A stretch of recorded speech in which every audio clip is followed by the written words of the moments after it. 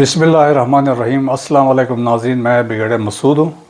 आज के इस व्लॉग में मैं बात करूँगा पदम पार्टी के बारे में, जिनका गिलगित बल्तिस्तान की आज़ादी में एक नुमायाँ हैसियत है और इनकी बहुत बड़ी कंट्रीब्यूशन है। जैसे कि आप सबको पता है, 1 नवंबर 1947 को गिलगित आज़ाद हुआ।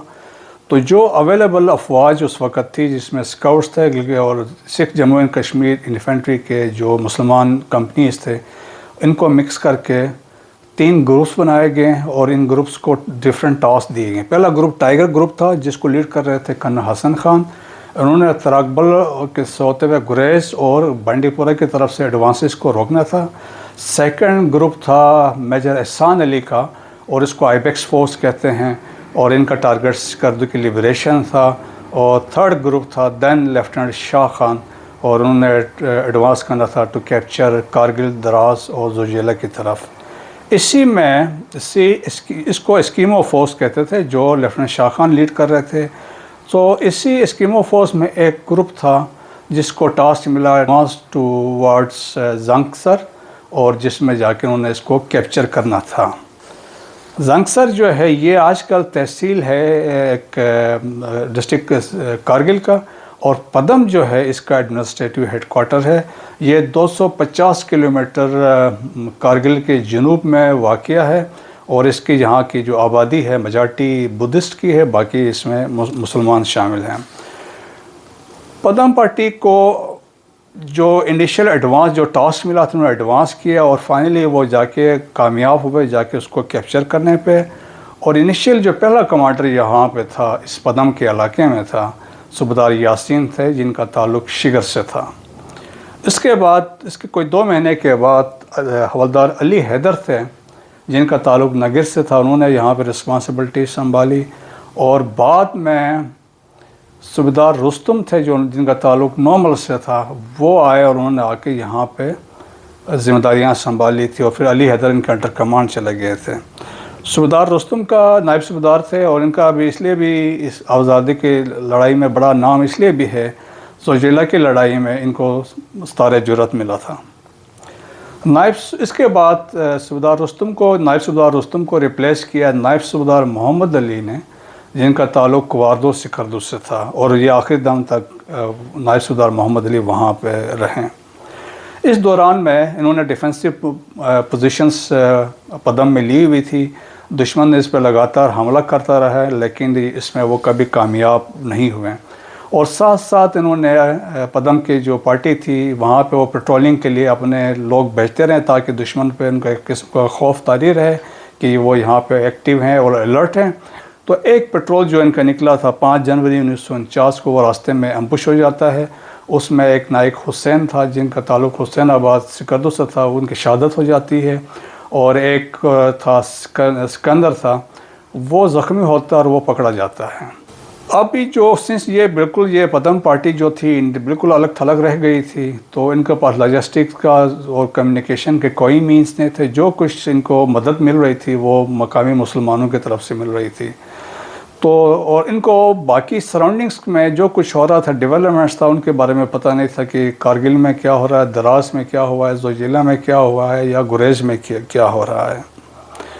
और मीन टाइम में सिचुएशन ऐसी हुई कि जब इंडियन रेगुलर आर्मी आई और लगातार हमलों पे हमले कर रही थी, तो जब द्रास और कारगिल जब स्काउट्स के हाथ से निकले और वो वहाँ से विड्रॉ करके पीछे जा चुके थे, इनको इस बारे में इतला नहीं थी। ताहम ये अपने जगह पे स्टेट फास्ट रहे और इसमें इन्होंने रेजिस्ट करते रहे, इन्होंने सरेंडर नहीं किया। इस मीन टाइम में सिकंदर जो ज़ख्मी हालत में पकड़ा जाता है, वो वहाँ से भागकर वापस अपने ग्रुप को ज्वाइन करने में कामयाब होता है। जनवरी 1949 से लेकर जून 1949 तक ये लोग अपनी पोजीशन पर डटे रहे। डिस्पाइट इंडियन आर्मी की तरफ से इनको बड़े मैसेजेस भेजे गए सरेंडर करने के लिए, और उन्होंने ताहम उससे सरेंडर करने से इनकार कर दिया। और फिर उन्होंने एक अपने 2 बंदे भेजे ताकि जाके कोई इन्फॉर्मेशन गेन कर सकें कि सराउंडिंग्स में क्या हो रहा है। तो बड़े मुश्किल से 2 बंदे गए, उन्होंने मैनेज किया और आके उन्होंने कांटेक्ट किया पीछे जो अफवाज जो थी उनसे, और तब जाके पता चला कि पदम के इलाके में یہ جو ہماری پارٹی گئی تھی وہ زندہ سلامت ہے۔ پھر اس کے بعد انڈین آرمی سے رابطہ کیا گیا GHQ نے، اور اس کے بعد ڈیسائیڈ کیا کہ ان کو وہاں سے نکالا جائے۔ تو لیفٹیننٹ غلام مرتضیٰ جو اس وقت تھے، انہوں نے پاکستان آرمی کی نمائندگی کی، اور انڈین آرمی کے ایک میجر تھے، کسی گورکھا ریجمنٹ کے تھے، وہ ان کے ساتھ گئے ہیں۔ وہاں جا کے انہوں نے پدم پارٹی کے ان نائب سلطان محمد علی سے رابطہ کیا۔ ان کو تب بھی یقین نہیں آ رہا تھا کہ سچویشن کیا ہے، بٹ ان کو بہت قسمیں کھا کے یقین دلایا گیا کہ یہ سچویشن ایسی ہے، ابھی آپ لوگ آ سکتے ہیں۔ تب جا کے یہ لوگ دے مینیج، اور وہاں سے یہ گروپ جو ہے جون 1949 کو یہ واپس وہاں سے انہوں نے پدم کے علاقے سے نکلنا شروع کر دیا تھا، اور 1 جولائی 1949 کو یہ بلتستان کے سرزمین میں داخل ہوئے، اور 6 جولائی 1949 کو یہ سکردو میں پہنچے، اور وہاں پہ ان کا عظیم الشان استقبال کیا گیا، اور سکھ بلتستان بھر تمام کے سراؤنڈنگ علاقوں سے لوگ ان کے ویلکم کرنے کے لیے وہاں پہ پہنچے ہوئے تھے۔ ٹوٹل یہ 50 کے قریب لوگ تھے، اس میں 26 لوگ وہ تھے جو پدم سے ان کا تعلق تھا۔ سنس انہوں نے پاکستان کی خاطر جنگ لڑی تھی، تو انہوں نے فیصلہ کیا تھا کہ وہ بھی مائگریٹ کر کے پاکستان آئیں گے۔ باقی جو لوگ تھے، کچھ کا تعلق سندس سے تھا، کچھ کا خرمنگ سے تھا۔ تو جب یہ وہاں پہ پہنچے تو چودھری غلام عباس جو اس وقت جموں اینڈ کشمیر کی تحریک آزادی کے علم بردار تھے، وہ ان سے اسپیشلی ملنے آئے، اور آ کے کہا جاتا ہے ان کو انعامات سے نوازا۔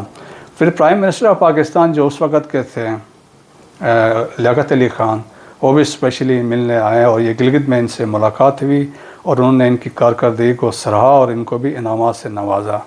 گلگت بلتستان کی آزادی میں بہت سے لوگ ایسے بھی ہیں جن کا نام ذکر کہیں پہ ہوتا نہیں ہے، لیکن انہوں نے بڑی کنٹریبیوشن کی ہے گلگت بلتستان کی آزادی میں۔ ہر بندے نے، چاہے وہ اسکاؤٹس میں تھا، جموں اینڈ کشمیر انفینٹری کے لوگ تھے، سب نے یہاں مل کے محنت کی اور اپنی قربانیاں دیں اور گلگت بلتستان کو آزاد کرایا۔ امید ہے آج کا ویلاگ آپ کو پسند آیا ہوگا۔ پاک فوج زندہ باد، پاکستان پائندہ باد۔